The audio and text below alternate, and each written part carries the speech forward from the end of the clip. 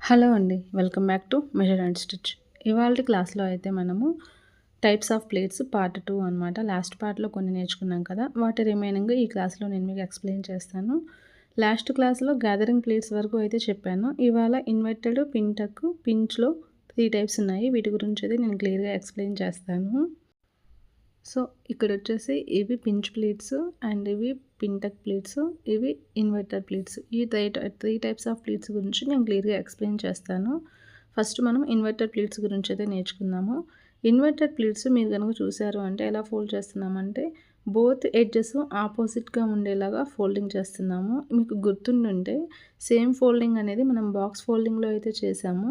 Box ఫోల్డింగ్‌కి inverted ప్లీట్స్‌కి difference ఏంటి అంటే మనం బాక్స్ ప్లీట్స్‌లో అయితే జస్ట్ మామూలుగా పైన ఒక లైన్ స్టిచ్ చేస్తాము. బట్ ఇన్వర్టెడ్ ప్లీట్స్‌లో ఎలాగంటే ఇప్పుడు నేను మీకు చూపిస్తున్నాను కదా! ఇలాగ ఒక రెక్టాంగిల్ షేప్‌లో మనమైతే అటాచ్ చేస్తామనమాట స్టిచ్చింగ్ తోటి. ఇలాగ మనకి కావాల్సినన్ని ప్లీట్స్ పెట్టుకొని తర్వాత పైపింగ్ వేసుకుంటే వీటిని ఇన్వర్టర్ ప్లీట్స్ అంటారు. ఇక్కడ నేను ప్రతి ఒక్కదానికి పైపింగ్ అయితే చూపించట్లేదు. ఎందుకంటే లాస్ట్ క్లాస్‌లో నేను మీకు చూపించాను కదా! ఎలా వేయాలని. ఆ టైప్‌లో వేస్తే సరిపోతుంది.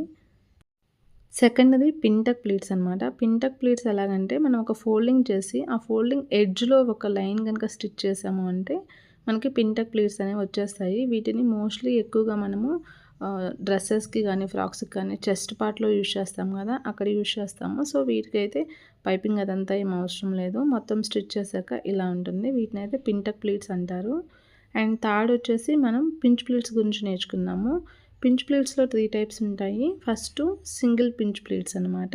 ఇలా మనం ఫోల్డింగ్ చేసి ఈ కనిపిస్తుంది కదా! జస్ట్ మనం ఒక కొంచెం స్టార్టింగ్‌లో నాట్ వరకు కనుక వేసుకున్నాము అంటే ఒక స్టిచ్చు దీన్ని సింగిల్ పించ్ ప్లీట్ అంటారు. అంటే ఒక ఫోల్డింగే ఉంది. ఇప్పుడు డబుల్ పించ్ ప్లీట్ ఎలా చేయాలో చూపిస్తాను. ఫోల్డింగ్ చేశాక నేను చూపిస్తున్నాను కదా!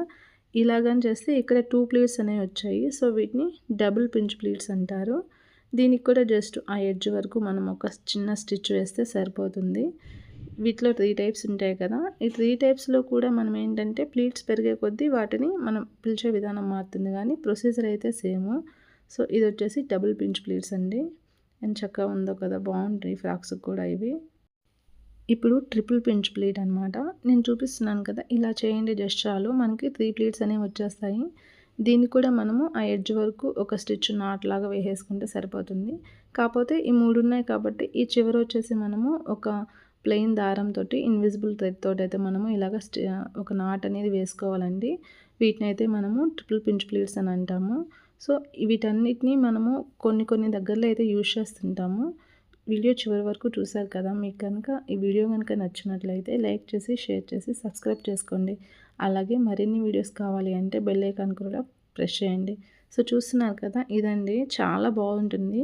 ట్రిపుల్ పించ్ ప్లీట్ అనేది మనము బాగా కనుక నీట్‌గా స్టిచ్ చేసుకున్నాము అంటే, ఈ వీడియో గనుక మీకు నచ్చినట్లయితే లైక్ చేసి, షేర్ చేసి, సబ్స్క్రైబ్ చేసుకోండి. మరొక వీడియోతో మీ ముందుకు వచ్చేస్తాను. Until then bye bye.